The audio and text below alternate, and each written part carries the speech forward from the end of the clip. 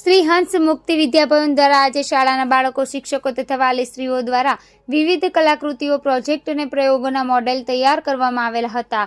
આ કાર્યક્રમને વધુ દીપાવવા કતારગામ વિસ્તારના કોર્પોરેટર નરેન્દ્રભાઈ પાંડવ, જ્યોતિબેન પટેલ પણ ઉપસ્થિત રહ્યા હતા। તેમજ નજીકની તમામ શાળાના આચાર્યશ્રીઓએ આવી બાળકો તથા શિક્ષકોના ઉત્સાહમાં અનેરો વધારો કર્યો હતો અને તેમના દ્વારા બનાવેલ બધી જ કૃતિઓ નિહાળી હતી। આવી રીતે શ્રી હંસ મુક્તિ વિદ્યાભવન દ્વારા SCARFT 2024નું સુંદર આયોજન કરેલું હતું। નમસ્તે, મારું નામ રિચાર્જ ઠક્કર છે। હું હંસ મુક્તિ વિદ્યાભવનમાં આચાર્યશ્રી તરીકેની ભૂમિકા ભજવી રહી છું। અમારી શાળામાં આજરોજ શનિવારના 24 તારીખના રોજ જે ક્રાફ્ટ ફેર, ક્રાફ્ટ મતલબ કે મેથ્સ, સાયન્સ અને આર્ટ અને ક્રાફ્ટ, જે બાળકો, શિક્ષકો અને વાલીઓ દ્વારા જે કલાકૃતિઓ છે એનું પ્રદર્શન રાખવામાં આવેલું છે અને એની સાથે સાથે અમારા શિક્ષકો દ્વારા સ્પેસ રૂમ, હોરર રૂમ એ વસ્તુઓની પણ તૈયારીઓ કરવામાં આવેલી છે।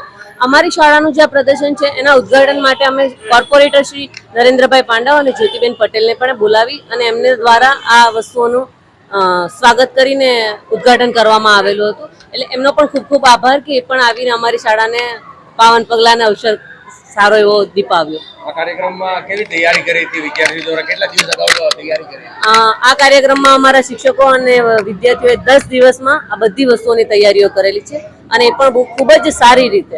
મારું નામ તેજસ ઠક્કર છે।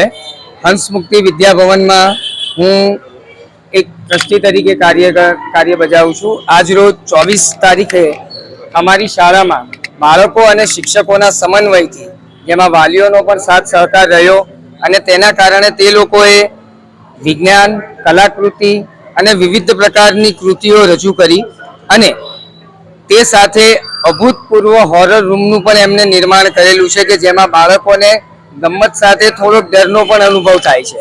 વિજ્ઞાનના પ્રયોગોની સાથે સાથે તે લોકોએ અલગ રીતે રામ મંદિરની પણ નિર્માણ કરેલું છે અને અત્યારે જે પ્રમાણે બાળકો પોતાની સેલ્ફને અલગ અલગ કૃતિઓમાં રજૂ કરેલી છે તે જોતા અમને એવું લાગે છે કે ભાઈ બાળકો પોતાના ભણતરની સાથે અંદર રહેલી સુષુપ્ત શક્તિઓને પણ બહુ સારી રીતે આગળ વધારવા માટે સક્ષમ છે।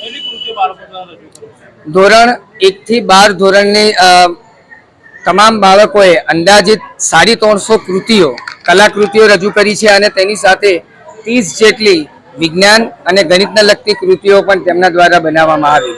આજ રોજ કતારગામ વોર્ડ નંબર 7માં આવેલ હંસ મુક્તિ વિદ્યાલયમાં જે કલા દર્શનનું જે વિદ્યાર્થીઓ જે ખરેખર જે બધું બનાવ્યું, જે રામ મંદિર જોયું અમે, જે ભારતમાં જે અનેક જે જંગલો છે, જે એની જે બુદ્ધિ પ્રમાણે જે કંઈ એનું પ્રદર્શન જે કર્યું છે ખરેખર બહુ સરસ કર્યું છે। આ જોતા એવું લાગે છે કે ભવિષ્ય આપણો ભારત દેશ જે વિશ્વ તરફ જઈ રહેવાની તૈયારી છે।